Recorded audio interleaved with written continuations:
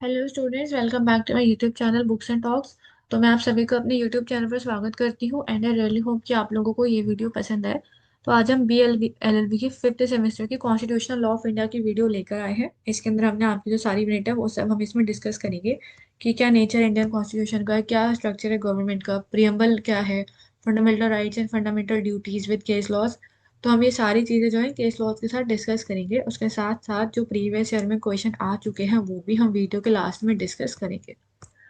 अब बात करते हैं, हम नेचर की बात करें इंडियन कॉन्स्टिट्यूशन का क्या नेचर है। तो सबसे पहली बात जो नेचर है इंडियन कॉन्स्टिट्यूशन का, उसे जानने से पहले जो हमारा कॉन्स्टिट्यूशन है वो अडॉप्ट हुआ था 26 नवंबर 1950 में। इसको एक सुप्रीम लॉ ऑफ लैंड माना जाता है। मतलब कॉन्स्टिट्यूशन सारे लॉज में से सुप्रीम रहेगा। कोई भी लॉ कॉन्स्टिट्यूशन के किसी भी पार्ट को वायलेट करता है, बेसिकली फंडामेंटल राइट्स को, तो फिर वो क्या है, वो वैलिड नहीं माना जाएगा। ठीक है। हमारा जो कॉन्स्टिट्यूशन है वो रिटर्न एंड लेंदी है, क्योंकि हमारा जो कॉन्स्टिट्यूशन है वो लॉन्गेस्ट रिटर्न कॉन्स्टिट्यूशन माना गया है पूरे वर्ल्ड में। वो भी लॉन्ग इसलिए है क्योंकि हमारे कॉन्स्टिट्यूशन के अंदर यूनियन स्टेट रिलेशनशिप हो गए, फंडामेंटल राइट्स हो गए, फंडामेंटल ड्यूटीज हो गए, DPSP हो गए, जुडिशरी के बारे में, इमरजेंसी पावर्स के बारे में, ये सारी चीजें हमें कॉन्स्टिट्यूशन के अंदर दी गई है। इसलिए हमारा जो कॉन्स्टिट्यूशन है काफी ज्यादा लेंथी है। अब बात करते हैं कॉम्बिनेशन रिजिडिटी एंड फ्लेक्सिबिलिटी। हमारा जो कॉन्स्टिट्यूशन है, कुछ पार्ट है वो कुछ पार्ट्स पर वो फ्लेक्सिबल है, वरना कुछ पार्ट्स पर रिजिड है।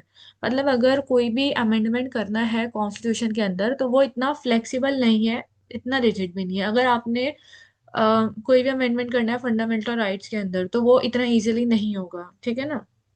तो कई बार ये फ्लेक्सिबल है, कई बार ये रिजिड है। और रिजिड इसलिए क्योंकि अगर आपको अमेंडमेंट करना है कॉन्स्टिट्यूशन के अंदर तो इसका एक ह्यूज प्रोसेस होता है जो कि फॉलो करना पड़ता है, उसके बाद ही ये जो है इसमें अमेंडमेंट करे जा सकते हैं। Sovereign socialist secular democratic Republic, हमारा जो प्रियम्बल है उसने हमें ये 4 फाइबर्स डिफाइन करे हैं, जिसका बेसिकली मतलब है सोवरेन मतलब कि कोई भी एक्सटर्नल कंट्रोल नहीं है इंडिया के ऊपर। सोशलिस्ट मतलब कमिटमेंट रहेगी सोशल जस्टिस के लिए। इंडिया का जो कॉन्स्टिट्यूशन है वो इंश्योर करेगा कि सबको सोशल जस्टिस मिले, किसी भी तरह का बायसनेस ना हो। सेक्युलर में इक्वल प्रोटेक्शन रहेगी सारे रिलीजन्स के लिए, हर एक रिलीजन को एक इक्वल प्रोटेक्शन दी जाएगी और एक इक्वल रिस्पेक्ट दी जाएगी।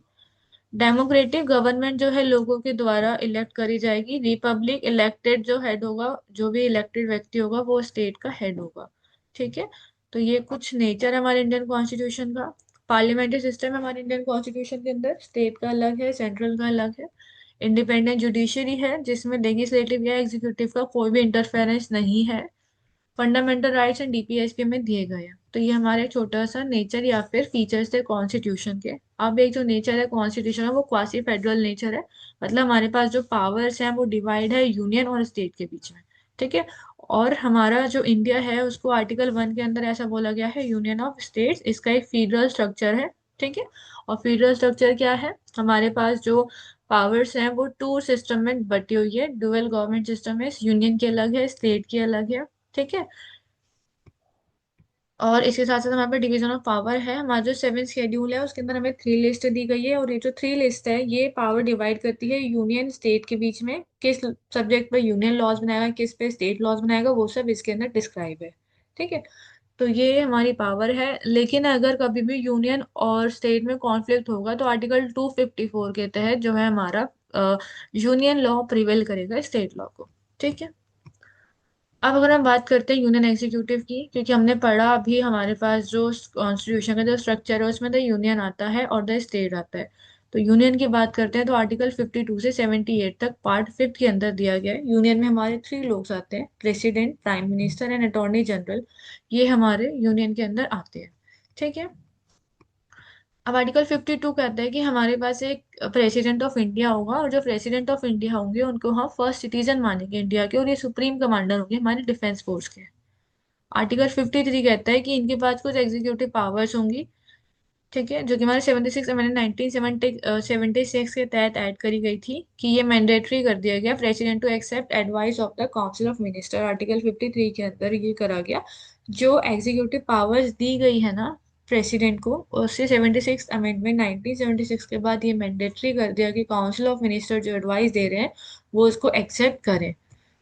President is the head of union executive. अब अगर बात करते हैं कि प्रेसिडेंट की क्वालिफिकेशंस क्या रहेगी, तो बेसिकली वो सिटीजन ऑफ इंडिया होने चाहिए, उनकी एज 35 की होनी चाहिए, 35 से ज़्यादा होनी चाहिए। वो क्वालिफाइड होने चाहिए मेंबर ऑफ लोकसभा बनने के लिए। उनका कोई ऑफिस ऑफ प्रॉफिट नहीं होना चाहिए, ठीक है। उनके पास 50 इलेक्टोरल्स होने चाहिए एंड प्रपोजर्स होने चाहिए 50, और 50 सेकेंडर्स होने चाहिए।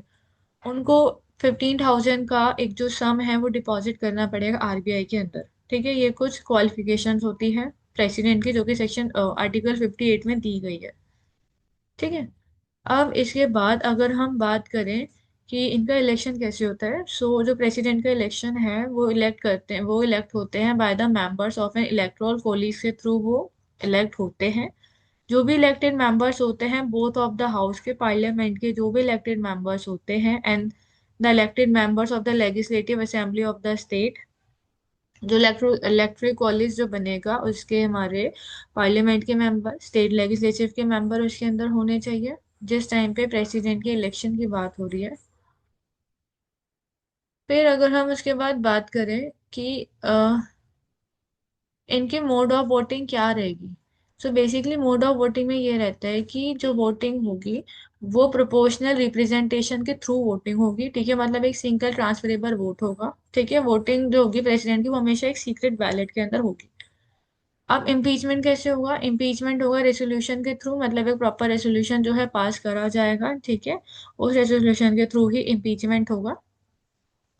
और वो जो रेसोल्यूशन होगा उसके अंदर लिखा होना चाहिए उनके क्या चार्जेस हैं, एंड वो जो रेसोल्यूशन है वो at least 2/3 of the total members of the house की मेजोरिटी होनी चाहिए, मतलब 2/3 मेजोरिटी होनी चाहिए उस रेसोल्यूशन को पास करने के लिए। और जब वो रेसोल्यूशन पास होगा तो उस मैटर पे इन्वेस्टिगेशन होगी। उसके बाद the charges when the house investigation, मतलब जब हाउस उसको इन्वेस्टिगेट करेंगे उसके बाद एक वो डिक्लेयर कर सकते हैं अपनी स्टेटमेंट, एक रिजल्ट डिक्लेयर कर सकते हैं, और उसके बाद प्रेसिडेंट का रिमूवल होगा। लेकिन रिमूवल के प्रोसेस में प्रेसिडेंट को भी अपनी बात रखने का टाइम दिया जाता है, फेयर हियरिंग प्रेसिडेंट को भी दी जाती है, ठीक है, कि वो अपना डिफेंस जो है उसके अंदर ले सकते हैं। इम्प्रूवल बेसिकली पार्लियामेंट के थ्रू होगा, 1/3 2/3 मेजोरिटी के थ्रू ही होगा। प्रेसिडेंट के पास कुछ प्रिविलेजेस हैं जैसे कि एग्जीक्यूटिव पावर है, military, diplomatic, legislative powers and parenting powers हैं प्रेसिडेंट के पास, ठीक है। सो जो हमारी एग्जीक्यूटिव पावर्स हैं वो अपॉइंटमेंट करेंगे पीएम का, काउंसिल ऑफ मिनिस्टर्स का, ठीक है। वो इन्फॉर्म कर सकते हैं ऑल नेशनल अफेयर्स के बारे में। अपॉइंट कर सकते हैं जजेस को, हाई कोर्ट के और सुप्रीम कोर्ट के जजेस को अपॉइंट कर सकते हैं। और ये अपॉइंटमेंट करेंगे स्टेट गवर्नर्स का, ठीक है। उसके साथ साथ ये जो है काउंसिल ऑफ मिनिस्टर्स का अपॉइंटमेंट कर सकते हैं और अटॉर्नी जनरल्स का भी अपॉइंटमेंट कर सकते हैं। मिलिट्री पावर ऐसी है कि जो भी कोई वॉर एंड पीस होगा प्रेसिडेंट के नाम पर ही होगा। डिप्लोमेटिक पावर्स हैं कि ये जो है इनके डिप्लोमेसी का ध्यान रखेंगे, और जो हमारे रिलेशनशिप है, जो नेशन टू नेशन रिलेशनशिप है उसको मेंटेन रखेंगे, मतलब कंट्रीज के साथ हमारे जो भी रिलेशनशिप है उसको मेंटेन रखेंगे। एम्बेसडर्स जो आएंगे, जो हाई कमिश्नर होते हैं फॉरेन नेशंस के, उनको ये रिप्रेजेंट करेंगे। उसके साथ साथ ये रिसीव कर सकते हैं डिप्लोमेटिक रिप्रेजेंटेशन, नेशन के बेसिस पे कोई सी भी डिप्लोमेटिक रिप्रेजेंटेशन को रिसीव कर सकते हैं, ठीक है। डिप्लोमेटिक पावर्स इनके पास है कि नेशंस के थ्रू अपनी जो रिलेशंस है उसको अच्छे से करके रखें। एम्बेसडर्स अगर इंडिया में आ रहे हैं तो उनको सी ऑफ करने का जो काम होता है वो प्रेसिडेंट के थ्रू ही होता है, ठीक है। उन सबका ध्यान इन्हें रखना होता है। लेजिस्लेटिव पावर्स इनके पास है, कोई भी न्यू स्टेट बना सकते हैं, किसी भी बाउंड्री का नाम चेंज कर सकते हैं, ठीक है, या फिर एग्जिस्टिंग बाउंड्री को आगे बढ़ा सकते हैं, ठीक है। फंडामेंटल राइट्स के प्रोविजंस जो हैं उसमें ये अपनी कंसेंट दे सकते हैं, ठीक है। तो ऐसा माना जाएगा प्रेसिडेंट के पास काफी लेजिस्लेटिव पावर्स हैं। अब इनकी जो पैरेंटिंग पावर है उसमें से एक है कॉम्यूटेशन, मतलब कि ये सब्स्टिट्यूट कर सकते हैं पनिशमेंट को। रेमिशन, रिड्यूस कर सकते हैं पनिशमेंट को। रेस्पाइट, मतलब कि एक लेस सेंटेंस दे सकते हैं ओरिजिनल वन को हटा के, ठीक है। अगर कोई फिजिकली डिसेबल्ड है उसके ओरिजिनल पनिशमेंट को हटा के उसको दूसरी पनिशमेंट दे सकते हैं जो कम हो। रिप्राइव सेंटेंस, मतलब कि एक स्टे एग्जीक्यूशन दे सकते हैं, कोई भी सेंटेंस है उसको कुछ समय के लिए ये रोक सकते हैं, ठीक है ना। ये इनकी कुछ पैरेडनिंग पावर होती है प्रेसिडेंट की, ठीक है। अब बात करते हैं प्राइम मिनिस्टर की। जब हम बात करते हैं यूनियन की तो ध्यान रखिए प्रेसिडेंट आ जाएंगे हमारे, उसके बाद हमारे प्राइम मिनिस्टर आएंगे क्योंकि हमारे यूनियन का पार्ट है, आर्टिकल 75 में दिया गया है, ठीक है, इंडियन कॉन्स्टिट्यूशन के। जो प्राइम मिनिस्टर होंगे वो होंगे जिन्हें प्रेसिडेंट अपॉइंट करेगा। और ये जो है प्राइम मिनिस्टर जो है shall be a council of minister with the prime minister. Section 74 का सब क्लॉज 1 कहता है कि एक काउंसिल ऑफ मिनिस्टर होगी प्राइम मिनिस्टर के साथ, ठीक है। और उस काउंसिल ऑफ मिनिस्टर को, वो जो काउंसिल ऑफ मिनिस्टर्स होगी वो हेड एंड एड करेंगे किसको, एडवाइस को। ठीक है। सेक्शन 17 का आर्टिकल 74 का सब क्लॉज 1 इस बारे में कहता है, और आर्टिकल 75 हमें प्राइम मिनिस्टर्स के बारे में कहता है। प्राइम मिनिस्टर में समझ में आ गया, एक व्यक्ति होगा जो अपॉइंट अपॉइंट करे जाएंगे प्राइम मिनिस्टर के द्वारा। ठीक है। अब इनकी क्या पावर्स होंगी, इनकी पावर्स एंड फंक्शन होगी प्राइम मिनिस्टर की, वो कंट्री के लीडर होंगे। पोर्टफोलियो एलोकेशन का काम इनका होगा, मतलब जो प्राइम मिनिस्टर है उनके पास अथॉरिटी होती है, वो पोर्टफोलियो एलोकेट कर सकते हैं मिनिस्टर्स को। ठीक है। उसके साथ साथ ये चेयरमैन होंगे हमारे कैबिनेट के, प्राइम मिनिस्टर हमारे कैबिनेट के चेयरमैन होते हैं। ठीक है। ये प्रिसाइड करते हैं कैबिनेट की मीटिंग को, और ऊपर से ये जो है इम्पोज कर सकते हैं अपना डिसीजन। ठीक है। किसी भी क्रूशियल ओपिनियन पे कैबिनेट की मीटिंग में अपना डिसीजन को ये इम्पोज कर सकते हैं among the members. Official representative होंगे कंट्री, कंट्री को ये रिप्रेजेंट कर सकते हैं किसी भी हाई या फिर इंटरनेशनल लेवल पर। Link between the president and the cabinet, जो हमारे प्राइम मिनिस्टर हैं वो प्रेसिडेंट और कैबिनेट के बीच में एक लिंक को क्रिएट करते हैं। ठीक है। ये न्यूक्लियर कमांड अथॉरिटी के हेड होंगे, नीति आयोग के हेड होंगे। ठीक है। ये अपॉइंटमेंट करेंगे कैबिनेट के अंदर। डिपार्टमेंट ऑफ एटॉमिक एनर्जी के ये हेड होंगे, स्पेस एंड मिनिस्ट्री के ये हेड माने जाएंगे। ठीक है। इन और ये जो है एडवाइजर होंगे हमारे प्राइम मिनिस्टर जो है, वो एडवाइजर होंगे प्रेसिडेंट के, चीफ एडवाइजर। ठीक है। क्वालिफिकेशन ऑफ पीएम, कोई भी व्यक्ति होना चाहिए, सिटीजन ऑफ इंडिया होना चाहिए, या तो राज्यसभा या फिर लोकसभा का मेंबर हो। उनकी एज 30 ईयर से कंप्लीटेड होनी चाहिए, या फिर वो मेंबर हो राज्यसभा का तो उनके पास 25 ईयर्स ऑफ एज होनी चाहिए अगर वो राज्यसभा के मेंबर हैं। is a member of Rajya Sabha and can be 25 years of the age if he is a member of लोक सभा, लोकसभा के मेंबर है तब 25 की एज होनी चाहिए, 30 की एज तब होनी चाहिए जब वो राज्यसभा के मेंबर हो। ठीक है।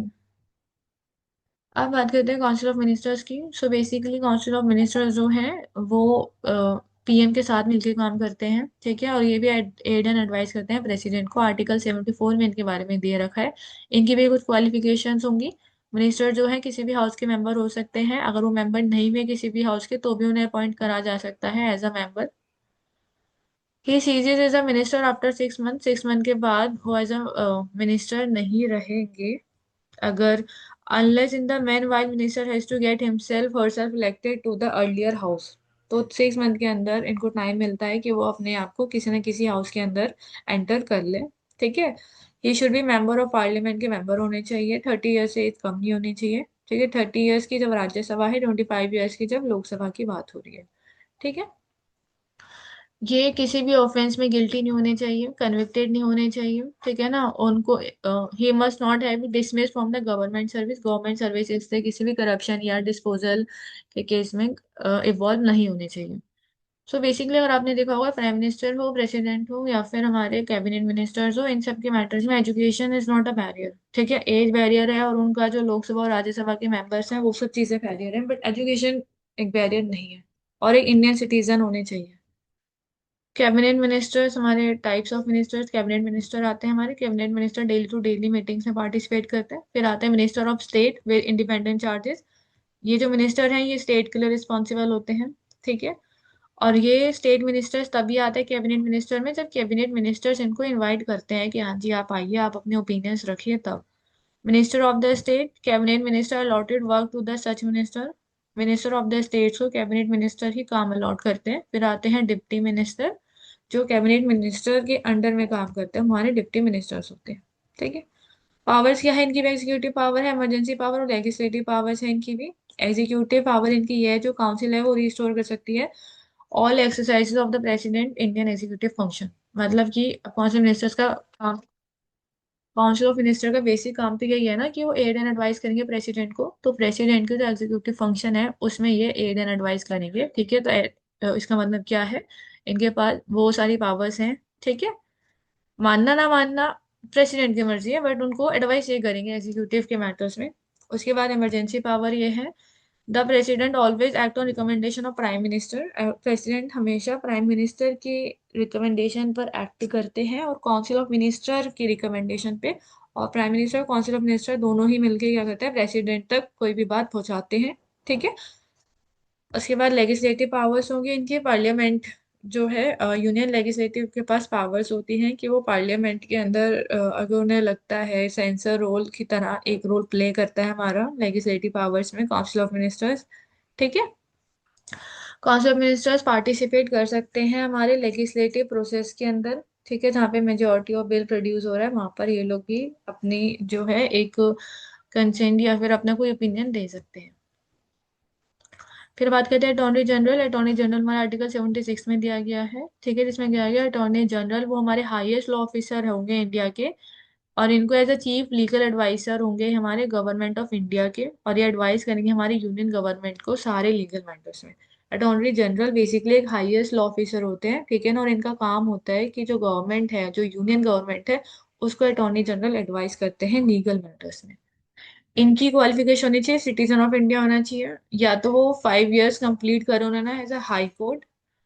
ठीक है, या तो वो हाई कोर्ट में उनके 5 इयर्स कंप्लीटेड हो of India in any India state, किसी भी स्टेट के जज हो वो, मतलब 5 साल वो एज एन हाई कोर्ट के जज हो किसी भी स्टेट के, या फिर उनको 10 इयर्स का हाई कोर्ट के अंदर एज एन एक्सपीरियंस हो, या फिर ये कोई इमाइंट ज्यूरिस्ट हो। ठीक है, in the eyes of the president एक वो अच्छे ज्यूरिस्ट हैं तो भी वो जो है बन सकते हैं हमारे अटॉर्नी जनरल। इनका जो टेन्योर है वो फिक्स नहीं होता है, इनका भी रिमूवल हो सकता है, अगर प्रेसिडेंट चाहे तो किसी भी वक्त पे इनका रिमूवल कर सकते हैं। और इन्हें रेसिग्नेशन करना हो तो इनको एक अपनी जो रेसिग्नेशन है वो सबमिट करना होगा प्रेसिडेंट को। ठीक है। अब अगर बात करें इनके फंक्शंस, तो बेसिकली इनके फंक्शन वही है कि लीगल मैटर्स में ये एडवाइस करेंगे प्रेसिडेंट को, और ये सारी वो ड्यूटीज परफॉर्म करेंगे जो कि कॉन्स्टिट्यूशन के अंदर इनको दी गई है। और इनकी ड्यूटी है कि ये assign to him by the president, जो भी कोई ड्यूटी इनको असाइन करी है प्रेसिडेंट ने, इसको फुलफिल करेंगे। कोई भी लीगल मैटर होगा जहाँ पे गवर्नमेंट ऑफ इंडिया इन्वॉल्व होगी, वहां पे अटॉर्नी जनरल को अपीयर होना पड़ेगा, चाहे सुप्रीम कोर्ट में on the behalf of it, government के बिहाफ पे अटॉर्नी जनरल अपीयर होंगे। ठीक है। He has to represent the union, ये यूनियन को रिप्रेजेंट करेंगे किसी भी मैटर में। उसके बाद अंडर आर्टिकल 143 ये जो है सुप्रीम कोर्ट को एडवाइस कर सकते हैं। ठीक है, इवन प्रेसिडेंट जो है वो खुद एडवाइस ले सकते हैं।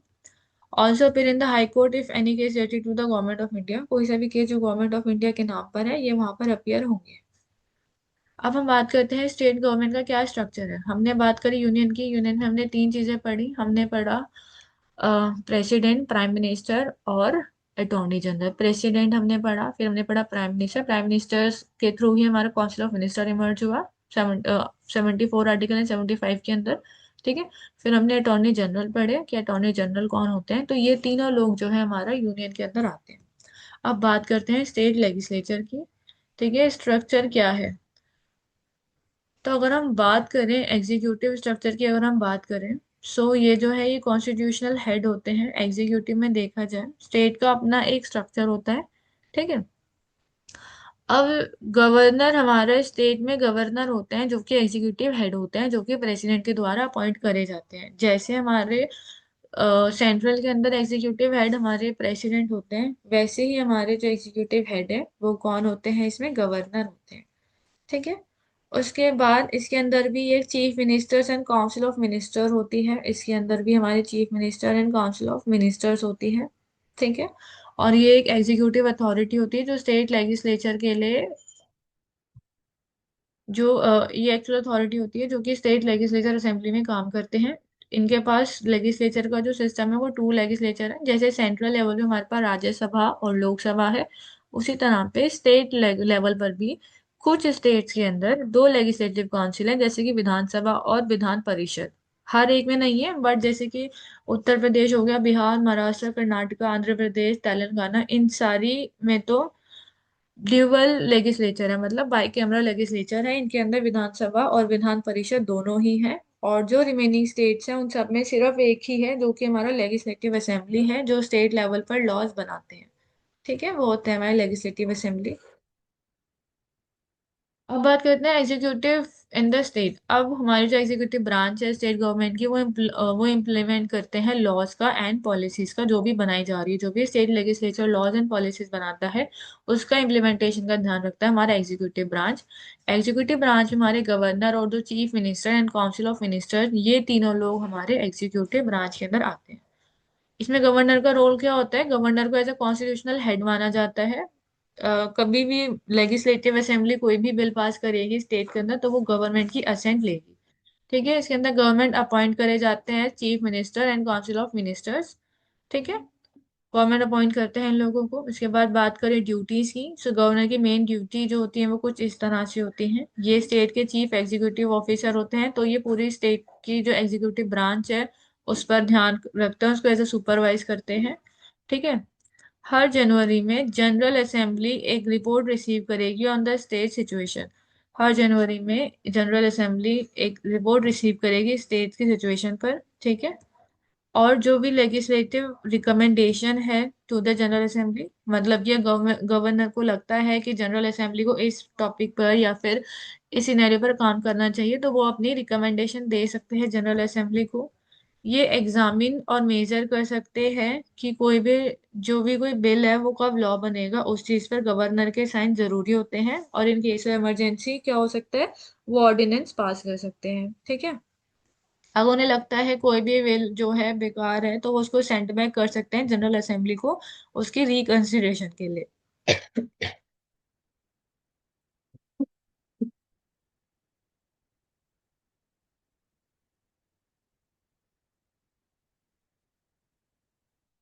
उसके बाद ही एग्जीक्यूटिव ऑर्डर बना सकते हैं किसी भी इश्यूज को लेके।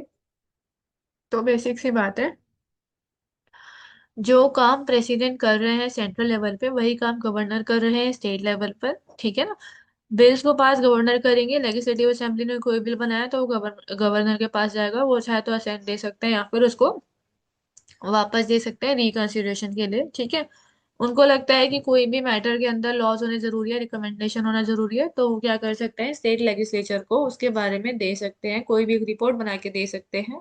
ठीक है, इवन ये अपॉइंट कर सकते हैं, हमारे chief minister and council of ministers को ये अपॉइंट कर सकते हैं। और काउंसिल ऑफ मिनिस्टर्स और चीफ मिनिस्टर जो है एड एंड एडवाइस करेंगे हमारे एग्जीक्यूटिव मिनिस्टर्स को। जो हमारे चीफ मिनिस्टर होते हैं एंड जो काउंसिल मिनिस्टर्स होते हैं ये रियल हेड होते हैं, क्योंकि प्रेसिडेंट और हमारे गवर्नर नॉमिनल हेड होते हैं, रियल हेड हमारे चीफ मिनिस्टर और प्राइम मिनिस्टर्स होते हैं। ठीक है, ये जो मिनिस्टर है हैंडल करते हैं डिपार्टमेंट्स को, ये एडमिनिस्ट्रेशन को रन करते हैं। ठीक है, ये स्टेट गवर्नमेंट के जो ग्राउंड लेवल है उस पे सारा काम को मैनेज करते हैं। ठीक है, काउंसिल ऑफ मिनिस्टर डिसीजंस लेते हैं, पॉलिसीज बनाते हैं, उसको प्लान करते हैं, बजट प्रिपेयर करते हैं। ठीक है, ये वो सारे काम करते हैं स्टेट गवर्नमेंट को एक प्रोसेस में लाने के लिए, council of minister and chief ministers. फिर बात करते हैं लेजिस्लेटिव असेंबली की। हर स्टेट के पास अपनी खुद की एक लेजिस्लेटिव असेंबली होती है जिसको विधानसभा कहा जाता है या फिर सांसद सभा कहा जाता है। ठीक है, कुछ में दोनों है, कुछ में सिर्फ सिमिलर एक ही है। ठीक है, जो लेजिस्लेटिव बॉडी होती है इंडियन की, इंडिया के स्टेट्स के अंदर और एक यूनियन टेरिटरीज में।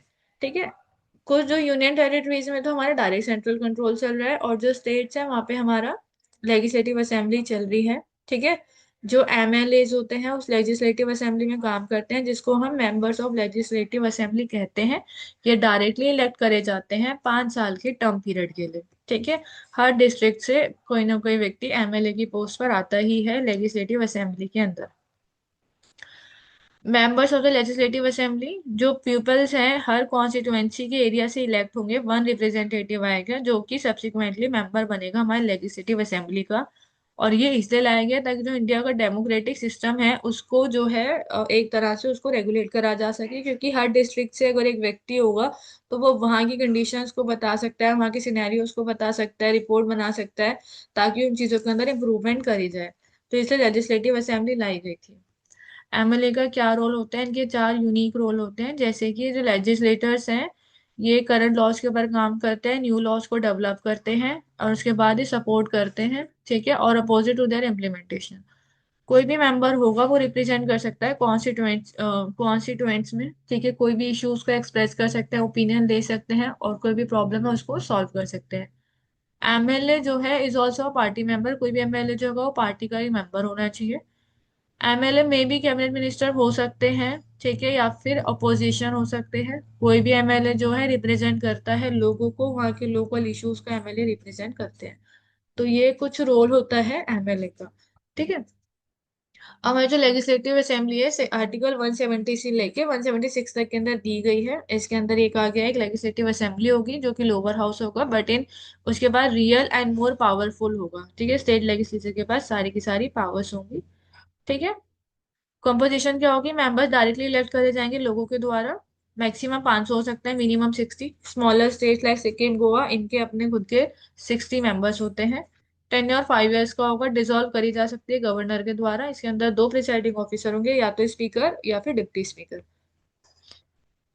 इनके क्या फंक्शन है, लॉज बना सकते हैं, कोई भी पुलिस, एग्रीकल्चर, पब्लिक ऑर्डर, किसको भी लेके लॉज बना सकते हैं। हेल्थ पर ध्यान काम कर सकते हैं, पब्लिक हेल्थ के लिए पॉलिसीज बना सकते हैं। ठीक है। इवन जो करंट लिस्ट के जो सब्जेक्ट है, मतलब जो कॉन्करेंट लिस्ट के सब्जेक्ट है, उस पर भी स्टेट लॉ बना सकता है, बट अगर इंटरवेंशन होगा तब यूनियन प्रिवेल करेगा। इनके पास फाइनेंशियल पावर होती है कि ये जो एनुअल बजट है उसको प्रेजेंट कर सकता है असेंबली के अंदर, मनी बिल इंट्रोड्यूस होगा। ठीक है। लेजिस्लेटिव काउंसिल जो है मनी बिल को रिजेक्ट नहीं कर सकती। ठीक है। अब ये उन मैटर्स में जहाँ पे दोनों हैं, जहाँ पे सिंगल है वो तो इंडिविजुअल कर सकती है, बट जहाँ पे दो है उस केस में लेजिस्लेटिव काउंसिल रिजेक्ट नहीं करेगी। एग्जीक्यूटिव कंट्रोल होगा इनके पास। जो काउंसिल ऑफ मिनिस्टर है वो कलेक्टिवली रिस्पॉन्सिबल होंगे असेंबली के लिए। ठीक है। इनके कुछ इलेक्टोरल फंक्शंस भी हैं कि ये पार्टिसिपेट कर सकते हैं प्रेसिडेंट के इलेक्शन में, ये इलेक्ट करता है राज्यसभा के मेंबर्स को। उसके साथ साथ ये कुछ कॉन्स्टिट्यूशनल फंक्शन भी कर सकते हैं। और ये भी कॉन्स्टिट्यूशन अमेंडमेंट कर सकते हैं जब इनकी स्टेट की रेटिफिकेशन की रिक्वायरमेंट होती है, तब ये जो है कॉन्स्टिट्यूशन अमेंडमेंट कर सकते हैं। ठीक है। अब ये जो कॉन्सेप्ट है ना हमारा लेजिस्लेटिव असेंबली का, विधानसभा, जहाँ पर दो चीजें हैं, जहाँ पर बाई कैमरल सिस्टम है ना, जैसे स्टेटमेंट है कि यूपीओस में बाई कैमरा में, तो वहां पे विधानसभा भी है और वहां पे हमारी विधान परिषद भी है। ठीक है। लेकिन जो ऐसी स्टेट है जिसमें बाई कैमरलिज्म नहीं है, वहां पे सिर्फ लेजिस्लेटिव ही है, वहां पे सिर्फ लेजिस्लेटिव असेंबली ही है, वो ही सारे काम कर रही है। और बेसिकली ये दो इसलिए बनाई गई क्योंकि काफी जितनी भी बड़ी स्टेट्स हैं वहां पर ये दो काउंसिल्स इन्होंने स्टेब्लिश करी है। ठीक है। विधानसभा और एक विधान परिषद। ठीक है। विधान परिषद हमारा आर्टिकल 168, 171 इन सब के अंदर दिया गया है। इसको अपर हाउस बोला गया है स्टेट का। ठीक है। और विधानसभा लोअर होता है और विधान परिषद अपर हाउस बोला गया है। इसके अंदर जो मेंबर ऑफ पार्शियली इलेक्ट होते हैं या फिर नॉमिनेट होते हैं। ठीक है। 1/3 इलेक्ट होते हैं लोकल बॉडीज के थ्रू। 1/12 इलेक्ट होते हैं ग्रेजुएट्स। उसके बाद 1/12 टीचर्स हो सकते हैं जो टीचर्स के थ्रू इलेक्टेड इलेक्ट करे गए हों। एंड 1/3 जो है एमएलएज होते हैं। ठीक है। और कुछ मेंबर्स होते हैं जो कि हमारा गवर्नर अपॉइंट करते हैं। ठीक है। और इस ये जो असेंबली होगी इसके अंदर 40 से कम लोग नहीं होंगे। इनका जो टेन्योर होगा वो 2 साल का होगा और ये डिसॉल्व नहीं हो सकती। एक बार को हमारा जो विधानसभा है वो डिसॉल्व हो सकती है, बट ये डिसॉल्व वैसे नहीं हो सकती।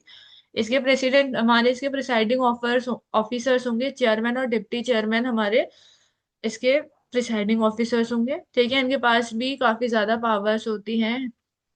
इवन विधानसभा के जो रूल्स हैं, जो रेगुलेशन उन्होंने बनाई है, जो बिल उन्होंने बनाया है, इसको ये रिवाइज कर सकते हैं, नहीं पसंद आ रहा उसको वापस भेज सकते हैं। ठीक है। ऑर्डिनरी बिल्स में ये आराम से 4 महीने तक डिले कर सकते हैं, बट कोई भी बिल को ये रिजेक्ट नहीं कर सकते। ठीक है। रिकमेंडेशन के लिए भेज सकते हैं, मैंने कोई लगता है कि कोई मॉडिफिकेशन या ऑल्ट्रेशन होनी चाहिए उस चीज के लिए ये भेज सकते हैं। इनकी भी ऐसा कोई पावर्स नहीं है मनी बिल को लेके, ये सिर्फ रिकमेंडेशन देंगे। 14 डेज का टाइम पीरियड होगा इनके पास। ठीक है। और जहाँ पे सिर्फ एक ही हाउस है तो वहाँ पे सिर्फ लेजिस्लेटिव असेंबली है, वहाँ पे लेजिस्लेटिव काउंसिल नहीं है, और लेजिस्लेटिव असेंबली ही वो सारे काम वहाँ पर परफॉर्म कर रही है। ठीक है। लेजिस्लेटिव असेंबली लोअर हाउस और लेजिस्लेटिव काउंसिल को अपर हाउस माना गया है। इसमें मेंबर डायरेक्टली इलेक्ट होते हैं, इसमें डायरेक्ट इलेक्ट होते हैं, इसमें 5 साल का टेन्योर होता है, इसमें परमानेंट होता है, 2 इयर्स का टेन्योर होता है।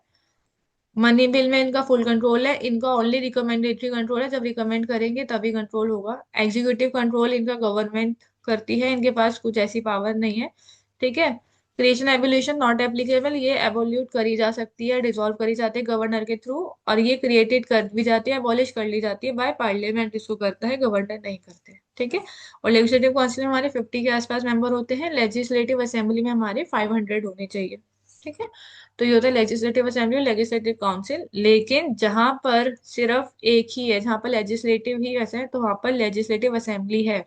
जिन स्टेट में सिर्फ सिंगल स्टेट लेजिस्लेचर है तो वहां पे लेजिस्लेटिव असेंबली है हमारे पास। ठीक है। अब बात करते हैं प्रियम्बल ऑफ द कॉन्स्टिट्यूशन। तो हमारा जो प्रेम्बल ऑफ द कॉन्स्टिट्यूशन है ये एक बहुत ज्यादा की स्ट्रक्चर माना गया है। इसमें कहा गया है कि हम लोगों ने अपने आप को एज अ कॉन्स्टिट्यूशन, हम लोग जो इंडिया है लोगों के, वो हम कॉन्स्टिट्यूशन के थ्रू ही चलेंगे आगे।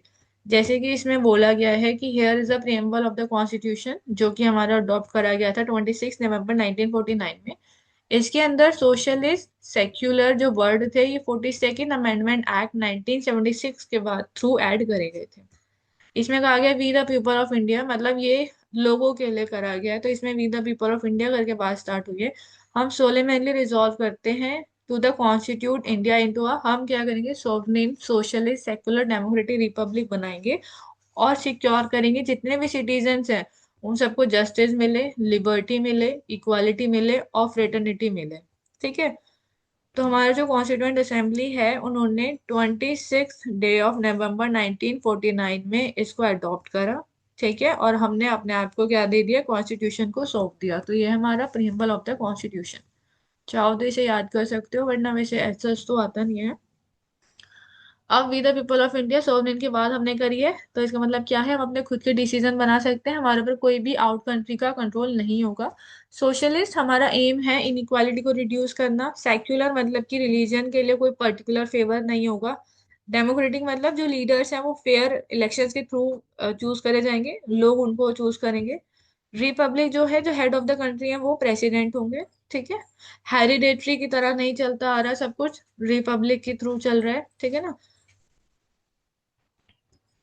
अब उसके बाद करें सिक्योर ऑल सिटीजन, मतलब कि जो भी हमारी कॉन्स्टिट्यूशन की वैल्यूज हैं, प्रोमिस हैं, वो हर व्यक्ति को दिया जाए भारत के अंदर। Justice social economic and political, social justice economic और पॉलिटिकल जस्टिस, ये सारे जस्टिस जो हैं लोगों को दिए जाए।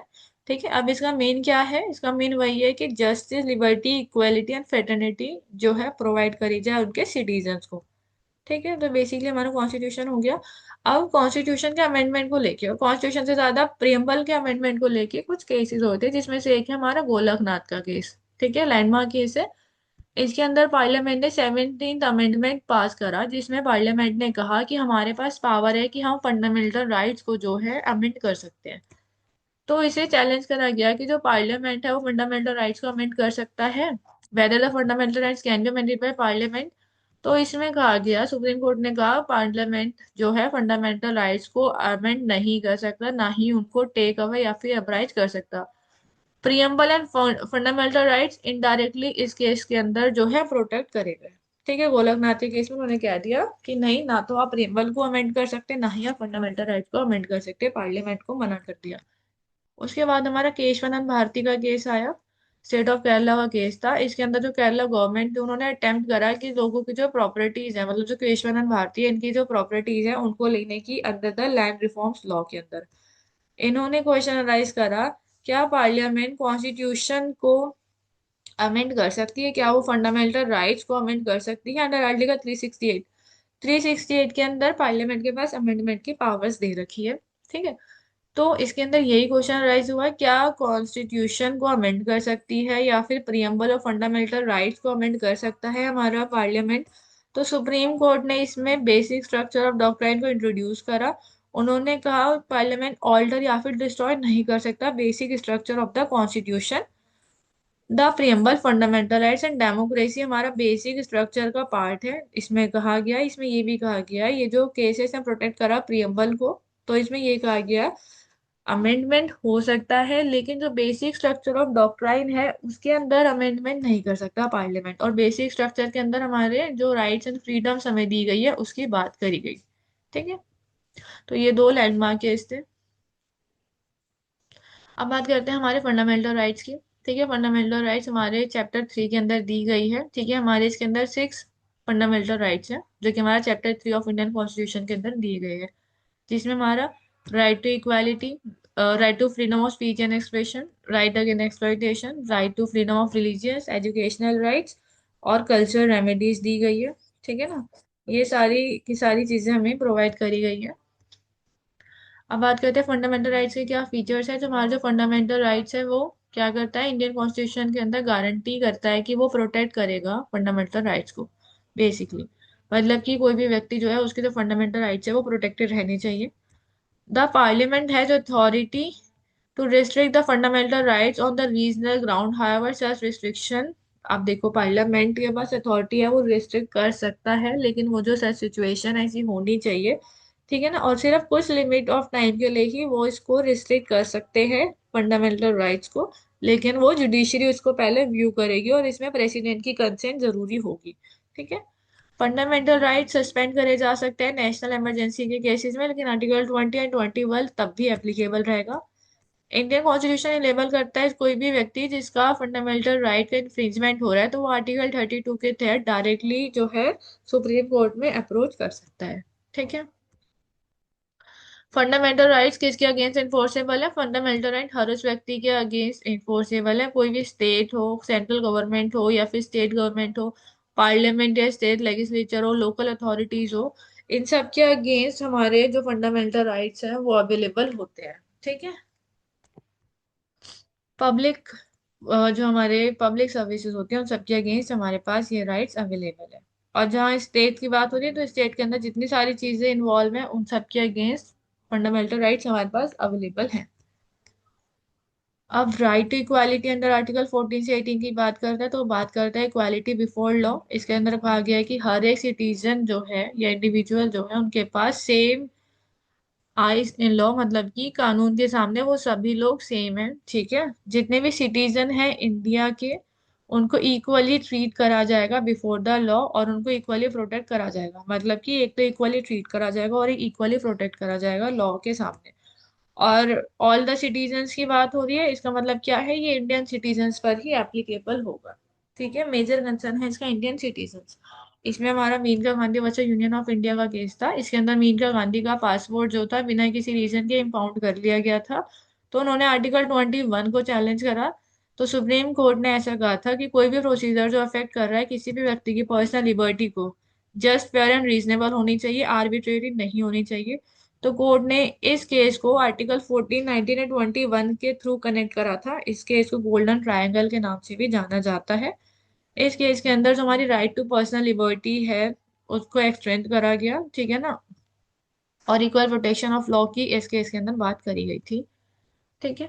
अब आर्टिकल 15 की बात करते हैं। राइट टू इक्वालिटी क्या है? राइट टू इक्वालिटी की बात करते हैं तो किसी भी व्यक्ति का किसी भी ग्राउंड पे डिस्क्रिमिनेशन नहीं होगा। ठीक है। स्टेट जो है किसी भी सिटीजन को किसी भी ग्राउंड पे डिस्क्रिमिनेट नहीं करेगी, चाहे प्लेस ऑफ बर्थ हो, सेक्स, कास्ट, रेस, किसी भी ग्राउंड पर डिस्क्रिमिनेट नहीं कर सकती। ना ही वो कोई कंडीशन लगा सकती है किसी भी वर्क में कोई काम करने के लिए। कोई भी व्यक्ति किसी भी शॉप में, पब्लिक रेस्टोरेंट, होटल में या किसी पब्लिक एंटरटेनमेंट वाले प्लेस पे या किसी भी बाथिंग घाट को यूज कर सकता है। ठीक है।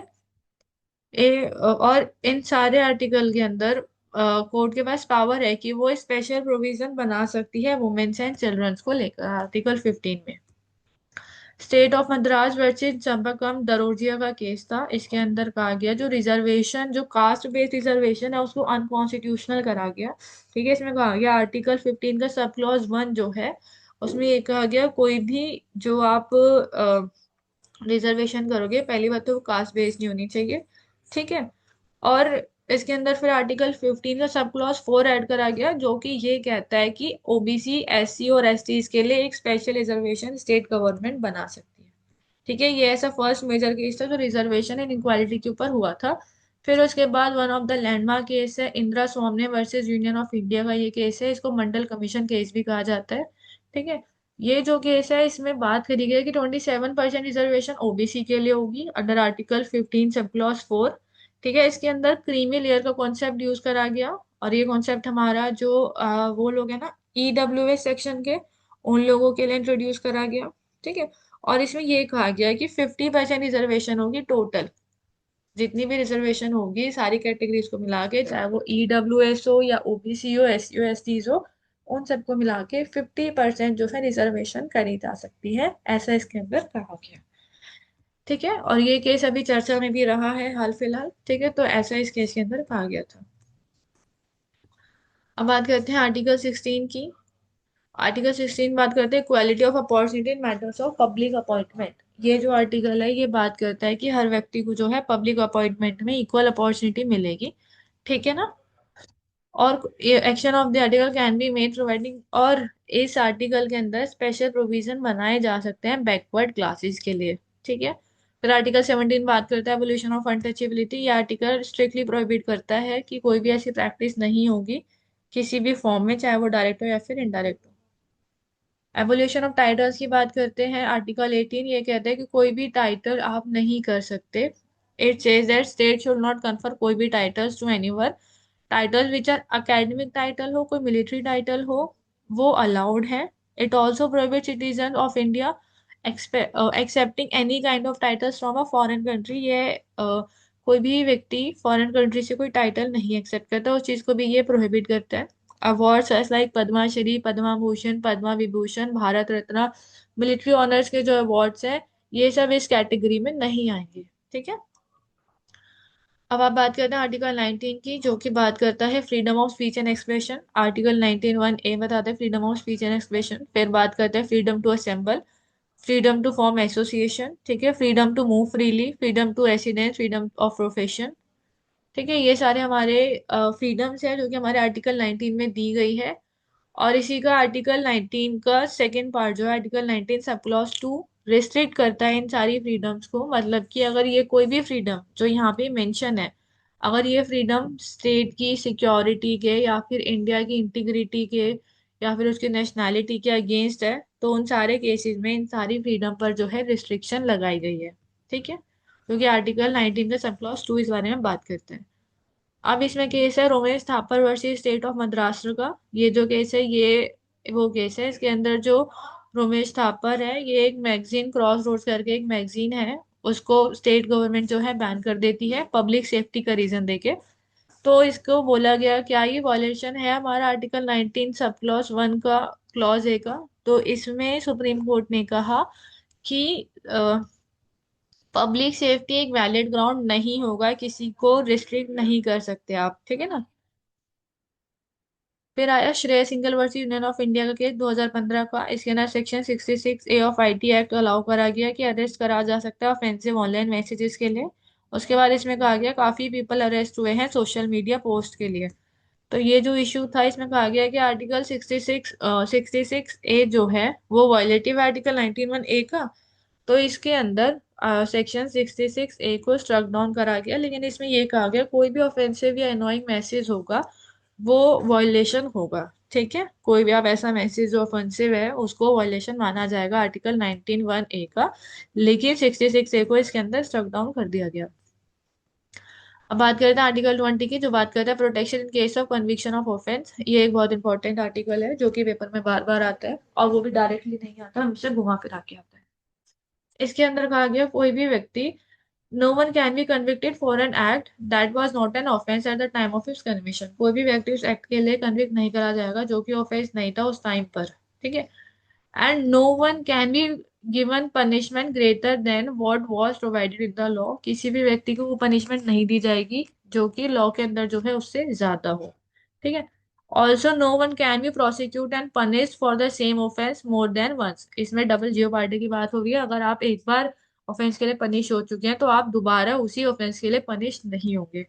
और ये जो है इसमें ये भी कहते हैं कि गिव विटनेस अगेंस्ट हिज और हर सेल्फ। मतलब कोई भी व्यक्ति अपने अगेंस्ट विटनेस नहीं बन सकता। ठीक है, वो बाउंड नहीं है कि वो अपने अगेंस्ट में एविडेंस प्रोड्यूस करे।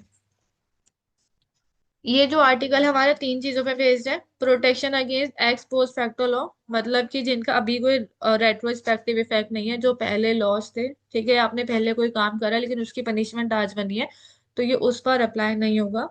प्रोटेक्शन अगेंस्ट डबल जियो पार्टी। डबल जियो पार्टी का वैसे डायरेक्ट क्वेश्चन आ जाता है कि डबल जियो पार्टी से आप क्या समझते हैं, या फिर क्या डॉक्ट्राइन है डबल जियो पार्टी की। तो डबल जियो पार्टी की वही डॉक्ट्राइन है कि कोई भी व्यक्ति को आप सेम ऑफेंस के लिए दोबारा पनिश नहीं कर सकते। प्रोटेक्शन अगेंस्ट सेल्फ इंक्रिमिनेशन, ये आता है क्वेश्चन में डॉक्ट्राइन ऑफ सेल्फ इंक्रिमिनेशन, जो कि हमारा आर्टिकल 20 में दी गई है। ठीक है, इसके अंदर ये है कि कोई भी व्यक्ति को आप फोर्स नहीं कर सकते कि वो अपने खिलाफ जो है विटनेस बने कोर्ट के अंदर। ठीक। इसमें हमारा केस है ए के गोपालन वर्सेस स्टेट ऑफ मद्रास का केस है। ये एक कम्युनिस्ट लीडर थे, इनको प्रिवेंटिवली डिटेन कर दिया गया अंडर प्रिवेंटिव डिटेंशन एक्ट। मतलब कि इनको डिटेन कर लिया गया। ठीक है, इन्होंने कहा कि इनकी जो ऐसा कहा गया कि इनकी जो डिटेंशन है वो प्रिवेंटिव है, प्यूनिटिव नहीं है। ठीक है। और प्यूनिटिव मतलब कि उनको चार्ज नहीं करा गया किसी भी क्राइम के लिए, बट फ्यूचर में कोई एक्टिविटीज हो सकती थी इसलिए उनको डिटेन कर लिया गया। तो इसमें ए के गोपालन जी ने चैलेंज करा आर्टिकल 21 को, राइट टू पर्सनल लिबर्टी, और आर्टिकल 20 के सब क्लॉज 1 को। ठीक है। जिसमें protection against ex post facto criminal laws का। तो फिर इसमें सुप्रीम कोर्ट ने कहा, इसमें सुप्रीम कोर्ट ने काफी नैरो सेंस बोला था। उन्होंने कहा जो प्रिवेंटिव डिटेंशन है हमारा आर्टिकल 20 के सब क्लॉज 1 में कवर नहीं होती, बिकॉज एक प्रिवेंटिव नेचर की है, प्रिवेंटिव नहीं है। उसके बाद मीनका गांधी के केस में इसको ओवर रूल करा गया था। ठीक है ना। हम्म।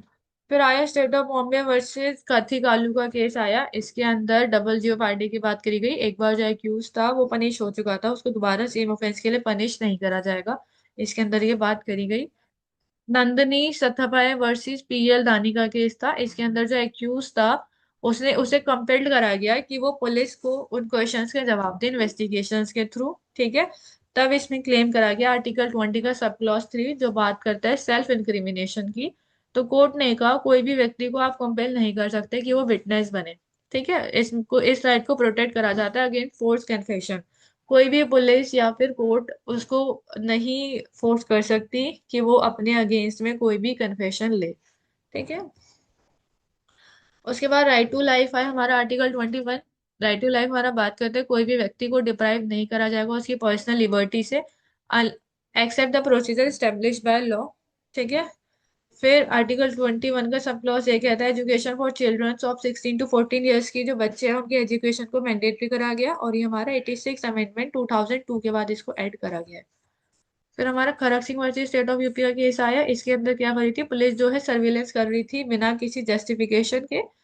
तो इसमें जो राइट टू प्राइवेसी था उसका वायलेशन हो रहा था ऐसा इसने कहा। लेकिन इसमें कोर्ट ने कहा कि जो पर्सनल सिक्योरिटीज के बेसिस पर भी आप अगर जो स्टेब्लिश है जो प्रोसीजर लॉ ने दिया गया है सिर्फ उसी बेसिस पर ही आप प्राइवेसी को इंटरवीन कर सकते हो, अदरवाइज आप उसे इंटरवेन नहीं कर सकते। ठीक है। तो इसमें राइट टू प्राइवेसी को बताया गया as a part of article 21। Hussainara Khatoon का केस था। इसके अंदर बात करी गई कि जो हमारे अंडर ट्रायल प्रिजनर्स हैं उनका काफी टाइम से जो जेल में है, तो इसमें बात करी गई जो स्पीडी ट्रायल है वो प्रोवाइड करा जाए। ठीक है ना। ये एक लैंडमार्क केस रहा है स्पीडी ट्रायल के मैटर में, और ये बहुत बार आता है पेपर में। अगर आप कभी एआईबी देंगे जब आप, तो उसमें डायरेक्ट आता है right to speedy trial, 4 case laws के नाम लिखे होते हैं। तो जब भी स्पीडी ट्रायल की बात आती है तो हुसैनरा खातून का वो केस था। अब आया सुनील बत्रा वर्सेस दिल्ली एडमिनिस्ट्रेशन का। इसमें चैलेंज करा गया इन ह्यूमन जेल कंडीशन जो है उसको लेके चैलेंज करा गया। इसमें प्रिंसिपल इवॉल्व हुआ कि क्रूअल और इनह्यूमेन या फिर डिग्रेडिंग ट्रीटमेंट नहीं हो सकता जेलर्स का जो प्रिजन्स में है। वो सारा ट्रीटमेंट वायलेशन होगा हमारा आर्टिकल 21 का।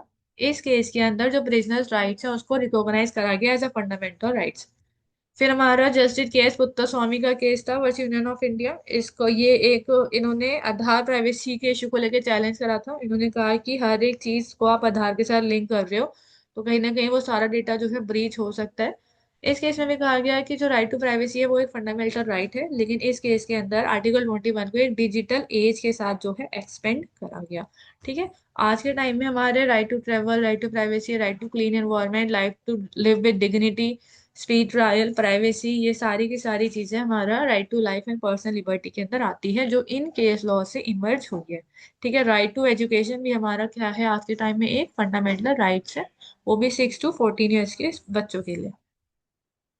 फिर बात करता है आर्टिकल 22। आर्टिकल 22 बात करता है protect against arrest and detention. ठीक है। ये जो प्रोविजन है ये बात करता है सिटीजन एंड नॉन सिटीजन के लिए बात करता है। इसमें प्रोसीजर बताया गया है कि कोई भी पर्सन जो है उसे अरेस्ट नहीं करा जा सकता। ठीक है। That this provision is not a fundamental right against the tension in arrest. ठीक है। इसका बेसिकली इस प्रोविजन का एम क्या है, आर्बिट्रेरी अरेस्ट और डिटेंशन होता है उसको प्रिवेंट करने का। ठीक है। आर्टिकल 22 बेसिकली इसी बारे में बात करता है कि किसी का भी अरेस्ट नहीं करा जा सकता बिना किसी रीजनेबल कॉज के। ठीक है। आर्बिट्रेरी अरेस्ट नहीं करा जा सकता। विजन क्या है, कोई भी state that any individual who is in custody has to be informed as why they have been arrested. Also, they must not be denied to consult the lawyer. Article 22 बात कर रहा है इलीगल डिटेंशन को लेके। फिर article 22 का जो सब क्लॉज 1 है वो बात कर रहा है कि जो भी कोई व्यक्ति अरेस्ट हुआ है उसके पास राइट है कि उसको इन्फॉर्म करा जाए कि उसे अरेस्ट क्यों करा गया है, और उसके बाद उसके पास राइट है कि वो अपने लॉयर को कंसल्ट कर सकता है। और कोई भी व्यक्ति जिन्हें आप अरेस्ट करेंगे उनको विद इन 24 आवर्स के आगे मजिस्ट्रेट के सामने उनको प्रोड्यूस करना पड़ेगा। ठीक है, तो ये हमारा आर्टिकल है, आर्टिकल 22। और प्रोटेक्शन अगेंस्ट आर्बिट्रेरी अरेस्ट से ये आपको प्रोटेक्ट करता है, ये सिटीजन और नॉन सिटीजन सब पर ही अप्लाई करता है। ठीक है, इसके अंदर अगर आपने कोई डिटेंशन करी है, प्रिवेंटिव डिटेंशन अगर आपने करी है, तो वो 3 मंथ तक हो सकती है, लेकिन बिना अप्रूवल, एडवाइजरी बोर्ड के अप्रूवल के बिना वो डिटेंशन आप नहीं कर सकते। इसमें एक केस था, कन्नू सान्याल वर्सेस डिस्ट्रिक्ट मजिस्ट्रेट का केस था। इसमें तो प्रिवेंटिव डिटेंशन है, एक पॉलिटिकल लीडर की प्रिवेंटिव डिटेंशन करी गई। तो इसमें एडवाइजरी बोर्ड का अप्रूवल मैंडेटरी बोला गया। अगर आपको कोई भी डिटेंशन 3 मंथ से ज्यादा एक्सीड करनी है तो उसके अंदर आप एडवाइजरी बोर्ड का अप्रूवल लेंगे। ठीक है, अब बात करते हैं राइट अगेंस्ट सेल्फ एक्सप्लॉयटेशन। अब राइट अगेंस्ट एक्सप्लॉयटेशन की बात करें तो prohibition of traffic in human being and force labour, article 23 बात करता है कि ह्यूमन ट्रैफिकिंग को स्टॉप करा जाएगा, प्रोहिबिट करा गया है, किसी भी फॉर्म में ह्यूमन ट्रैफिकिंग प्रोहिबिट है। ठीक है, किसी को भी खरीदना, सोल्ड करना, ट्रैफिक करना, ये सब कुछ प्रोहिबिट करा गया। प्रोहिबिट ऑफ फोर्स और बैन लेबर, आप किसी को भी फोर्स करके कोई काम नहीं करा सकते उनकी इच्छा के अगेंस्ट, उस चीज को जो है बैन करा गया। Exception, compulsory service for public purpose compulsory है, लाइक गवर्नमेंट वर्क है उसमें अलाउड है। फंडामेंटल राइट्स वॉलेशन, और फंडामेंटल राइट का अगर आप वॉलेशन कर रहे हो तो उसको अनकॉन्स्टिट्यूशनल माना जाएगा। ठीक है, बेसिकली ये बात करता है जो इनह्यूमन नेचर है या इनह्यूमन ट्रैफिक होती है उस चीज को ये प्रोहिबिट करता है। फिर आर्टिकल 24 आया, ये बात करता है prohibition of employment of children in factories, मतलब कि बच्चों का फैक्ट्रीज में एम्प्लॉयमेंट नहीं कराया जा सकता, ये उस चीज को प्रॉपरली बैन करता है। अब इसके लिए हमारा केस था people union of democratic rights versus union of India का केस था। इसके अंदर जो वर्कर्स की कंडीशन थी दिल्ली में, जो उनको फोर्स करा जाता था कि वो काफी ज्यादा लॉन्ग आवर्स तक काम करें, उनकी काफी ज्यादा पुअर कंडीशन थी और वो कभी कभी अनपेड भी होते थे। तो इसके अंदर सुप्रीम कोर्ट ने कहा कि ये जो है एक ये एक्सप्लॉयटेशन है हमारा आर्टिकल 23 का। ठीक है, तो इसके अंदर कहा गया कि स्टेट जो है इस चीज का ध्यान रखेगी, जितनी भी कंपनीज हैं या जो भी फैक्ट्रीज हैं उन सब के अंदर कोई भी ऐसा प्रोहिबिशन नहीं होना चाहिए राइट्स का। फिर MC Mehta versus state of Tamil Nadu का केस आया। इसके अंदर चाइल्ड लेबर हजार्डियस इंडस्ट्रीज में काम कर रही थी, मतलब इस केस के अंदर जो बच्चे हैं वो कांच की चूड़ी वाली फैक्ट्री में काम कर रहे थे जिनसे उसकी आईज पे बहुत इफेक्ट पड़ रहा था। तो ये जो केस था एमसी मेहता ने फाइल करा था। इसमें जो जजमेंट पास हुआ था वो ये हुआ था कि जो भी चाइल्ड लेबर है या कोई भी चाइल्ड लेबर के अंदर काम कर रहा है तो वायलेशन होगा आर्टिकल 23 का। ठीक है, तो इसके अंदर कोर्ट ने एम्फेसाइज करा था कि जो चिल्ड्रंस की प्रोटेक्शन है उसको प्रायोरिटी दी गई थी। फिर है right to freedom of religion, article 25 से 28 इस चीज को कवर करता है। ये बात करता है कि हर एक व्यक्ति के पास राइट होता है कि वो अपने प्रोफेशन को, रिलीजन को प्रैक्टिस कर सकता है। ठीक है, सो ये जो प्रोविजन है गारंटी होता है हर एक सिटीजन को। सिटीजन की बात हो रही है तो इंडियन सिटीजन पे ये एप्लीकेबल है, हर एक सिटीजन के पास राइट है कि वो अपने प्रोफेशन को प्रैक्टिस कर सकते हैं, उसको प्रोपोगेट कर सकते हैं अपने रिलीजन को। ठीक है ना, और इसके साथ साथ स्टेट के पास पावर है कि वो लॉज बना सकती है या फिर उन्हें रिस्ट्रिक्ट कर सकती है किसी भी फाइनेंशियल, इकोनॉमिक या पॉलिटिकल के ग्राउंड पर। ठीक है, अदरवाइज स्टेट इंटरफेयर नहीं करेगी किसी के भी रिलीजन अफेयर्स में। आर्टिकल 26 बात करता है freedom to manage religion affair, हर एक व्यक्ति को अपना रिलीजियन अफेयर्स मैनेज करने का अधिकार है। ठीक है ना, वो स्टैब्लिश कर सकता है और मेंटेन कर सकता है अपने इंस्टीट्यूशंस को, अपने रिलीजियन इंस्टीट्यूशन को वो मेंटेन कर सकता है, चैरिटेबल पर्पस के लिए मेंटेन कर सकता है। अपने खुद के अफेयर को वो खुद ही मेंटेन करेंगे, स्टेट गवर्नमेंट उसमें इंटरफेयर नहीं करेगी। वो कोई भी प्रॉपर्टी एक्वायर कर सकते हैं अपने रिलीजियन के नाम पर, वो एडमिनिस्टर कर सकते हैं किसी भी सच प्रॉपर्टी को लॉ के अकॉर्डिंग। ठीक है, बट ये जो राइट है ये सब्जेक्टेड है पब्लिक ऑर्डर को लेके, मोरालिटी और हेल्थ को लेके। ठीक है, मतलब आर्टिकल 26 जो है इसमें भी कोई रिस्ट्रिक्शन है, पब्लिक ऑर्डर, मोरालिटी, हेल्थ वालों की फैक्टर इंक्लूड हो रहा है, उस सिनेरियो में जो है स्टेट गवर्नमेंट इसके अंदर इंटरफेयर कर सकती है। अब आया article 27, freedom as to payment of taxes for promotion of any particular religion. इसमें कहा गया कि कोई भी टैक्सेस इम्पोज नहीं करे जाएंगे उन सारे प्रोसेस में जो कि डायरेक्टली प्रमोशन एंड मेंटेनेंस के लिए हैं किसी पर्टिकुलर रिलीजन के लिए, तो उस पर टैक्सेस नहीं लगाए जाएंगे। अब आया शिरूर मठ का केस था 1954 का। इसमें गवर्नमेंट ने ट्राई करा था कि वो इंटरफेयर करे, जो उनके अपॉइंटमेंट होता है उसके अंदर इंटरफेयर करे। ठीक है, और जो मठ जो था ये एक रिलीजियस इंस्टीट्यूशन था कर्नाटका में। तो हमारा जो क्वेश्चन राइज हुआ था वो ये हुआ था, क्या गवर्नमेंट इंटरफेयर कर सकती है किसी भी रिलीजियस अफेयर में? मठ का जो रिलीजियस अफेयर है, क्या उसमें गवर्नमेंट इंटरफेयर कर सकती है? तो इसके बाद जो जजमेंट आई वो ये आई, सुप्रीम कोर्ट ने कहा जितने भी रिलीजियस डेमोनेशन होते हैं उनके अपने खुद के राइट होते हैं कि वो मैनेज कर सकते हैं अपने खुद के अफेयर्स को बिना किसी इंटरफेरेंस के। ठीक है, स्टेट रेगुलेट कर सकती है सिर्फ इंश्योर करने के लिए कि पब्लिक ऑर्डर और मोरालिटी का जो है वो मतलब कि वायलेशन ना हो रहा हो। ठीक है, courts can intervene if rights are violated. Courts भी तब इंटरवेन करेंगे जब राइट्स वॉलेटेड होंगे, बट इंटरनल रिलीजियस मैनेजमेंट में कोई भी इंटरफेयर नहीं करेगा। ठीक है, अब आर्टिकल 28 बात करते हैं freedom as to attendance at religious institution और religious worship in certain educational institution. इसके अंदर फ्रीडम दी गई है रिलीजियस इंस्टीट्यूशन को कि वो जो है अपनी वर्शिप करा सकते हैं एजुकेशनल इंस्टीट्यूशंस के अंदर। अब बात करते हैं कल्चरल एंड एजुकेशनल राइट्स की। आर्टिकल 29 बात करता है protection of interest of minorities. जो बात करते हैं, जो प्रोविजन है वो कहता है कि कोई भी जो सिटीजन है जो इंडिया में रह रहा है जिसकी डिफरेंट कल्चरल लैंग्वेज है, ठीक है, तो वो उसको कंजर्व कर सकते हैं अपनी कल्चरल लैंग्वेज को और अपनी स्क्रिप्ट को। 29 के सब क्लॉज 2 कहता है ये जो प्रोविजन है मेंशन दैट जो state must not deny admission into educational institution. कोई भी स्टेट का जो एजुकेशनल इंस्टीट्यूशन होगा वो उसको लैंग्वेज के बेसिस पर या इंटरेस्ट के बेसिस पर डिनाई नहीं कर सकते एडमिशन देने से। ठीक है, ठीक है। आर्टिकल 30 बात करता है right of minorities to establish administer education institution. मतलब जो भी माइनॉरिटीज हैं वो अपना खुद का एजुकेशन इंस्टीट्यूशन को एस्टेब्लिश कर सकते हैं, उनको खुद गवर्न कर सकते हैं। आर्टिकल 30 का सब क्लॉज 1 यही बात करता है कि ये जो प्रोविजन है स्टेट है जितनी भी रिलीजन एंड लिंग्विस्टिक माइनॉरिटीज हैं उनके पास राइट है कि वो इस्टेब्लिश करे और एडमिनिस्टर करे अपने एजुकेशनल इंस्टीट्यूशन को अपनी मर्जी के इंस्टीट्यूशन को। और इसमें ये भी प्रोवाइड है स्टेट ग्रांट कर देंगे उनको एड टू एजुकेशनल इंस्टीट्यूशन और डिस्क्रिमिनेट नहीं करा जाएगा उस एजुकेशन इंस्टीट्यूशन के अंदर। मतलब स्टेट जो है माइनॉरिटीज को एड ग्रांट कर सकती है लेकिन स्टेट उसके अंदर खुद डायरेक्टली इंटरफेयर नहीं करेगी। अब right to constitutional remedies article 32। इसमें ये कहा गया जो कॉन्स्टिट्यूशन है उसके अंदर सर्टेन रेमेडीज दे रखी है, अगर किसी भी व्यक्ति का फंडामेंटल राइट्स का वायलेशन हो रहा है तो वो डायरेक्टली क्या कर सकते हैं, वो डायरेक्टली सुप्रीम कोर्ट को अप्रोच कर सकते हैं अंडर आर्टिकल 32। इसको कहा गया right to constitutional remedies. Supreme court जो है उनके पास पावर है कि वो डायरेक्शन दे सकते हैं या फिर कोई ऑर्डर दे सकते हैं या फिर वो रिट्स इश्यू कर सकते हैं, जैसे कि habeas corpus, mandamus, prohibition, quo warranto of certiorari. ये सारी रिट्स इश्यू कर सकते हैं जो उनको अप्रोप्रिएट लगे।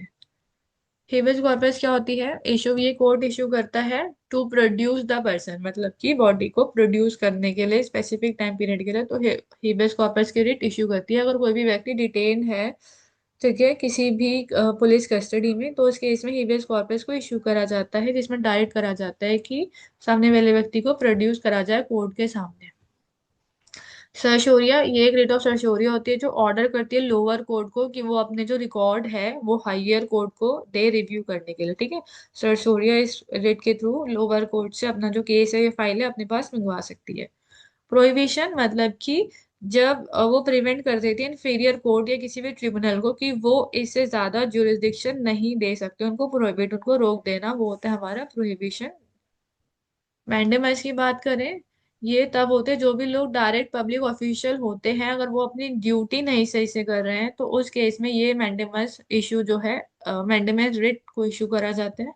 ठीक है, the writ employed by the court to direct public official who has failed to do his duty, but this writ issue against the public body। ये जो writ है ये पब्लिक बॉडी के ही अगेंस्ट इशू होगी। कोई भी व्यक्ति है जो पब्लिक के अंदर काम कर रहा है, अगर वो व्यक्ति काम सही से नहीं कर रहा है तब ये मैंडेमस की जो writ है उसको इशू करा जाता है।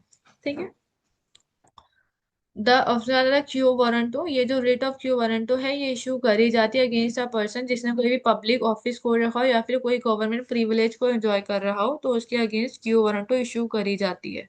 ठीक है, मैंडेमस भी कोर्ट के अगेंस्ट करी जाती है कि कोई भी जो व्यक्ति है जो अपनी ड्यूटी के अंदर काम सही से नहीं कर रहा है, तब मैंडेमस इश्यू करी जाती है। और क्यू वारंटो भी तब इश्यू करी जाती है जब ये जानना हो कि अगर आपने कोई जजमेंट या कोई ऑर्डर दिया है या फिर आपने कोई काम करा है तो आपने वो किस अथॉरिटी से करा है, तो वो हमारा क्यू वारंटो के अंदर जाना जाता है।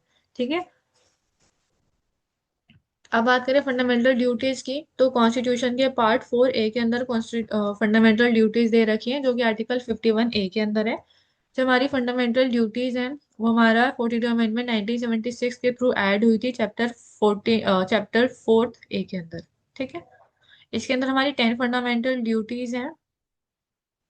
तो हमारी जो फंडामेंटल ड्यूटीज हैं वो कुछ इस प्रकार है। और जो फंडामेंटल ड्यूटीज हैं ये एक तरीके से बाउंडेशन, मतलब इनका बाइंडिंग इफेक्ट नहीं है, बट ये ड्यूटी एक तरह से इम्पोज करी गई है सब लोगों के ऊपर। तो सबसे पहली है to abide by the constitution and respect its ideal and institution. हर व्यक्ति जो है भारत का वो क्या करेगा, कॉन्स्टिट्यूशन की रिस्पेक्ट करेगा और उसके जो आइडियल इंस्टीट्यूशन है उन सबकी रिस्पेक्ट करेगा। जो नोबल आइडियाज हैं जिन्होंने हमारे नेशनल स्ट्रगल ऑफ फ्रीडम करा है उन सबको क्या करेंगे, उन सबको चेरिश करेंगे। ठीक है। To uphold and protect sovereignty, India की सोवनिटी यूनिटी एंड इंटीग्रिटी का सब लोग ध्यान रखेंगे।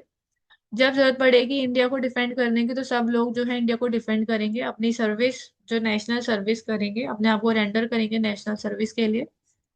फिर है हारमनी प्रमोट करेंगे और एक spirit of common brotherhood promote करेंगे सब लोगों के बीच में। ठीक है। और कोई भी ऐसी प्रैक्टिस जो डेरोगेटरी है डिग्निटी ऑफ वुमेन्स के लिए, उन सारी प्रैक्टिस को इसके अंदर डेरोगेटरी कहा गया। उसके साथ साथ ये वैल्यू एंड प्रिजर्व करेंगे, जो हमारा रिच हेरिटेज है, जो हमारा कंपोजिट कल्चर है, उस चीज को प्रिजर्व करा जाए और उस चीज को वैल्यू दी जाए।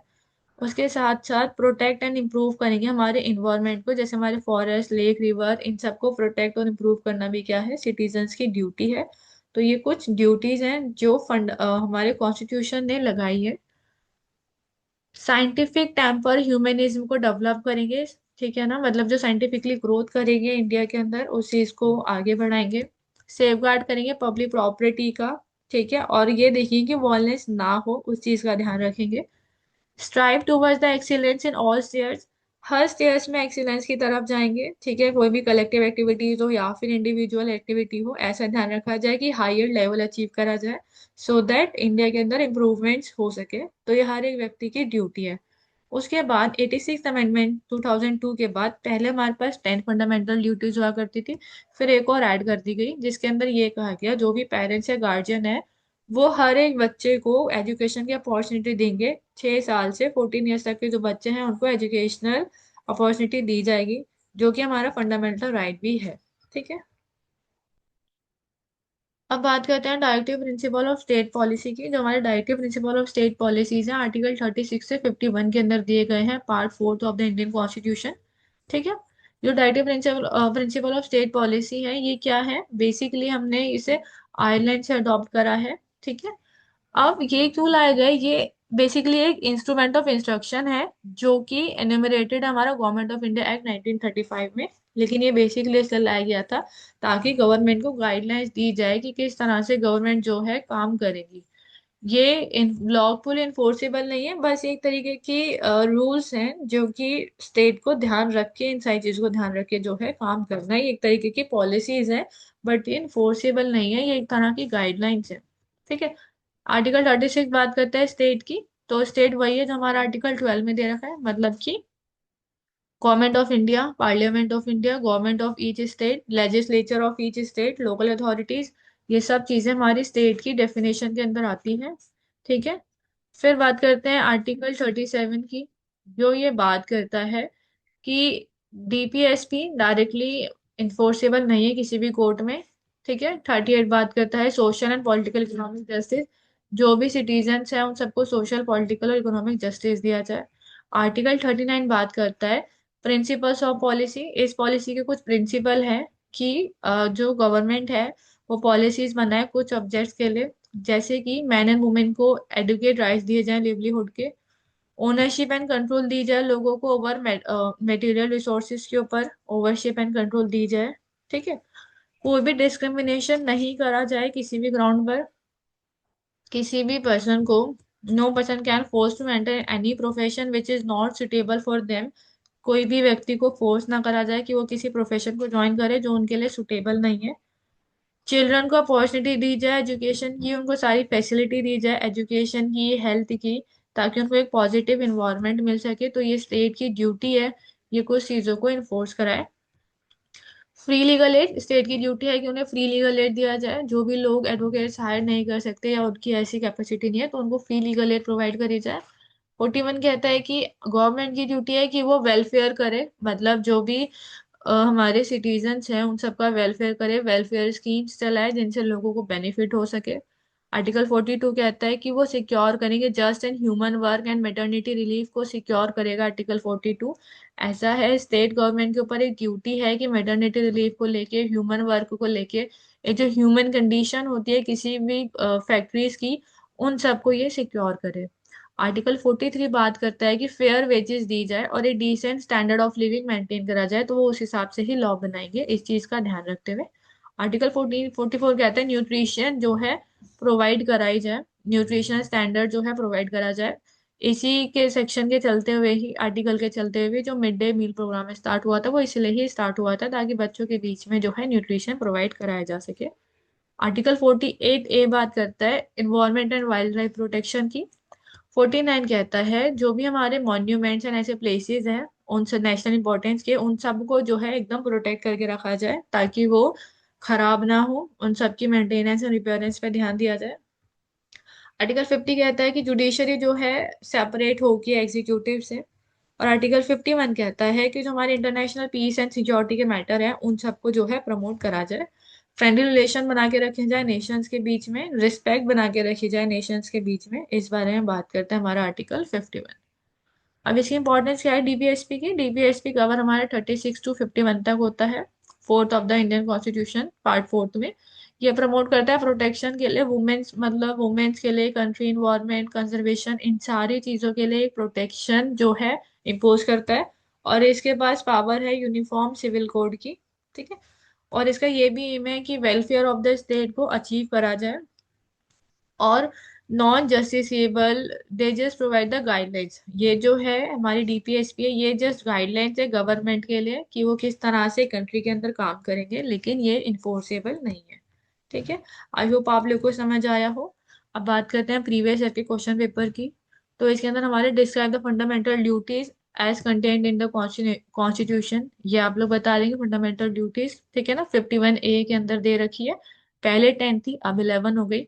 Right down the later inserted words in the preamble of Indian constitution. 42nd amendment के बाद जो हमारे वर्ड्स यूज हुए थे ना, सेक्युलर सोशलिस्ट, उनके बारे में इधर आपको एक्सप्लेन करना है।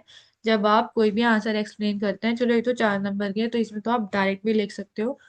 What is the need of constitutional law, हमें क्यों जरूरत है कॉन्स्टिट्यूशनल लॉ की, इसके बारे में आपको बताना है। क्योंकि वायलेशन ना हो, राइट्स को प्रोटेक्शन दी जा सके, इसलिए हमें जरूरत है।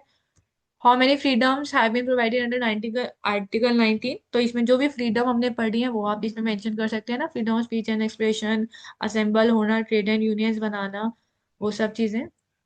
Describe briefly directive principle of state policy, आप ये डीपीएसपी बता देंगे आराम से। Right a short note on fundamental duties, ये हमने अभी पढ़ी है, डीपीएसपी भी हमने अभी पढ़ा है। Explain the protection and respect conviction of offence, article 20 के अंदर जो हमें प्रोटेक्शन दी गई है कन्वेंशन ऑफ ऑफेंस से रिलेटेड, वो आप इसके अंदर मेंशन करेंगे, ठीक है। और जो केस लॉ हमने पढ़ा है वो भी आप इसमें मेंशन कर सकते हैं। Discuss the silent feature of Indian constitution, ये हम अभी पढ़ चुके हैं। What is the freedom of speech and expression, ये आप आराम से कर लेंगे जहां तक मेरा ख्याल है। Discuss the provision related to protection of life and liberty in the article 21 the constitution of the state of India. State how the provision can be implemented in judiciary, तो आर्टिकल 21 की बात हो रही है, तो राइट टू पर्सनल लिबर्टी की बात हो रही है। जब आप 20 नंबर के क्वेश्चन अटेंड करते हैं, सबसे पहले आर्टिकल की बात आ रही है तो थोड़ा सा इंट्रोडक्शन दे दो, फिर आर्टिकल के बारे में बात करो, फिर आर्टिकल के एसेंशियल बात करो, फिर केस लॉज बात करो, फिर एक कंक्लूजन की तरह उसमें बात करो। ऐसे ना आपका मार्क्स भी बढ़ेंगे, अच्छे आएंगे, और ऊपर से एक वे होती है आंसर देने की। तो इस तरह से अगर आप आंसर को लिखेंगे तो आपको इतना नहीं सोचना पड़ेगा कि अब हम क्या लिखे, आगे क्या लिखे, ठीक है। Article 32 is the soul and heart of the Indian constitution, explain dear doctor Ambedkar statement. तो हाँ जी, आर्टिकल 32 को सोल एंड हार्ट माना जाता है क्योंकि आर्टिकल 32 क्या है, फंडामेंट एक कॉन्स्टिट्यूशनल रेमेडीज है जो व्यक्ति को राइट देती है कि वो डायरेक्टली सुप्रीम कोर्ट में जा सकते हैं अगर उनके फंडामेंटल राइट्स का वॉयलेशन होता है तो वो आप यहाँ पे एक्सप्लेन कर दीजिए। Freedom consciousness and freedom of profession of religion, ये आपको शॉर्ट नोट लिखना है। आई थॉट ये आप सब आराम से कर लेंगे। दिस फंडामेंटल ड्यूटीज ये हो जाएगा। ये भी हो जाएगा कि कौन से वर्ड्स इंसर्टेड करे गए आर्टिकल 42 अमेंडमेंट के थ्रू। ठीक है। Write the ground of restriction imposed on fundamental rights to the religion freedom under article 25। कौन से ऐसे ग्राउंड है जिसके बेसिस पे अंडर आर्टिकल 25 के अंदर रिस्ट्रिक्शन है? तो ग्राउंड्स वही है कि पब्लिक ऑर्डर के अगेंस्ट नहीं होना चाहिए, ठीक है ना, इंटीग्रिटी या यूनिटी के अगेंस्ट नहीं होना चाहिए। उन केसेस के अंदर रिस्ट्रिक्शन डी इम्पोज करी जा सकती है। Explain the concept of right to personal liberty and also discuss the guidelines prescribed by Supreme Court of India। इसके अंदर आप बेटर होगा और आप इसके अंदर केएस पुट्टो स्वामी जी का केस इसके अंदर डिस्कस करें और उसके साथ मेनका गांधी का केस आप इसमें डिस्कस कर देंगे तो एक अच्छा आंसर इसमें बन जाएगा। अब है discuss the safeguards against the arbitrary arrest and detention as provided under the Indian constitution. तो आर्बिट्ररी अरेस्ट और डिटेंशन को लेके हमें आर्टिकल 20 दिया गया है और आर्टिकल 22 भी दिया गया है, आप इसके अंदर वो सब डिस्क्राइब कर सकते हैं। Right a detail note on economic justice in the light of Indian constitution. I hope आप लोग ये कर लेंगे। Discuss in the detail salient features of Indian constitution, जो हमने अभी फीचर्स डिस्कस करे स्टार्टिंग में कि वो रिजिड है, कॉम्प्लेक्स है, एक तरीके का सुप्रीम लॉ है, लेंथी लॉ है, वो सब आप इसमें लिख सकते हैं। Explain with the help of decided case law concept of freedom of speech and expression with restriction on it. Freedom of speech and expression आप सबको पता है, उसमें क्या रिस्ट्रिक्शन है ये भी आप लोग को पता है। केस लॉज हमने पीछे डिस्कस करे, करतार सिंह का केस लॉ था एक, वो हमने भी पीछे डिस्कस करा था, वो आप यहाँ पे मेंशन कर सकते हैं।